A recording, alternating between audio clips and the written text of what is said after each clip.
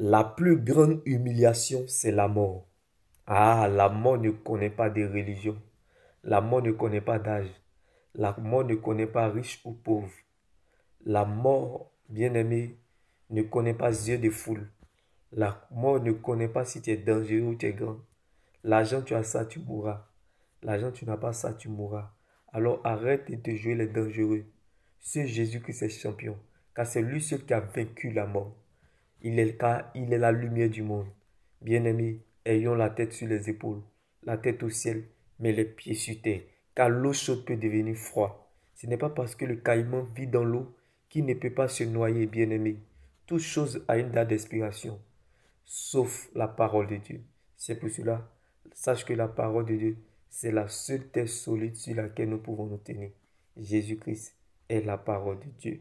Bien-aimé, le vrai risque, c'est de mourir sans avoir vécu ce qu'on voulait vivre. Bien-aimé dans le Seigneur.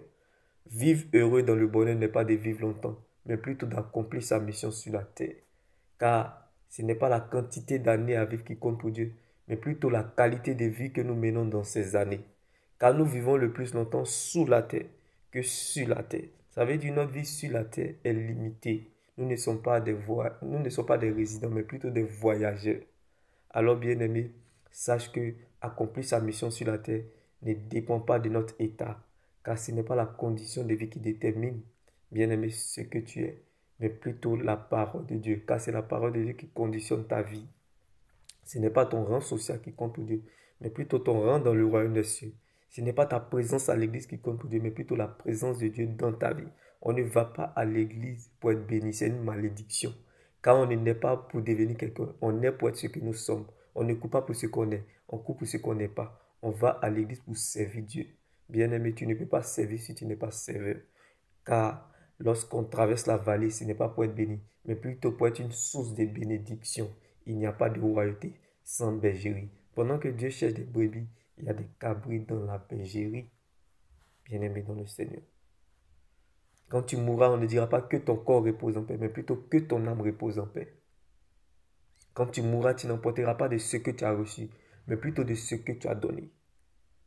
Il y a quelque chose que tu peux donner aux autres, quand bien même que tu n'as rien. La chose de Dieu qui est en toi, certainement, elle te donnera accès à ta liberté. Car les fruits que nous recherchons pour notre liberté dépendent de notre relation avec Dieu. Car c'est de notre relation avec Dieu que découle tout le reste. La venue d'une église dépend de son intercession. La venue du peuple dépend de son obéissance à Dieu.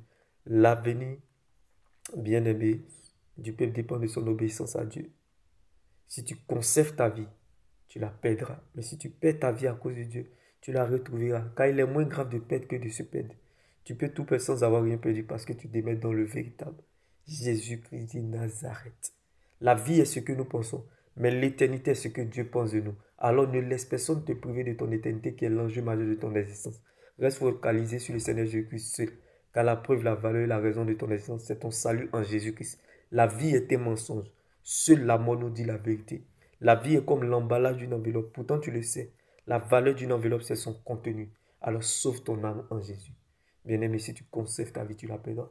Mais si tu perds ta vie à cause de Jésus-Christ, tu la retrouveras, bien-aimé. Tu peux tout perdre sans avoir rien perdu parce que tu démets dans le véritable. Il est moins grave de perdre que de se perdre. Pour perdre, tu n'as peur de rien. Quand on a tout perdu, on a peur de rien, on fonce et on a le résultat.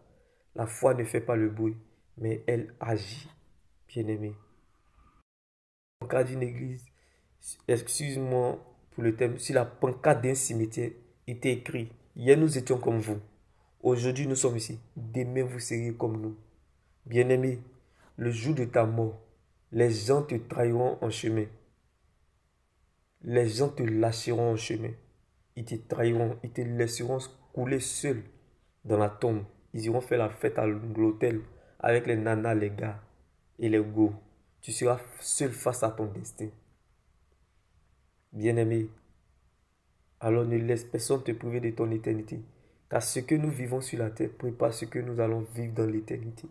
La vie est ce que nous pensons, mais l'éternité est ce que Dieu pense de nous. Sauve ton âme en Jésus. Car tu peux tout avoir sur la terre et rater le ciel. Si tu n'as pas Jésus, c'est zéro, bien-aimé. Si tu n'as pas Jésus, c'est zéro.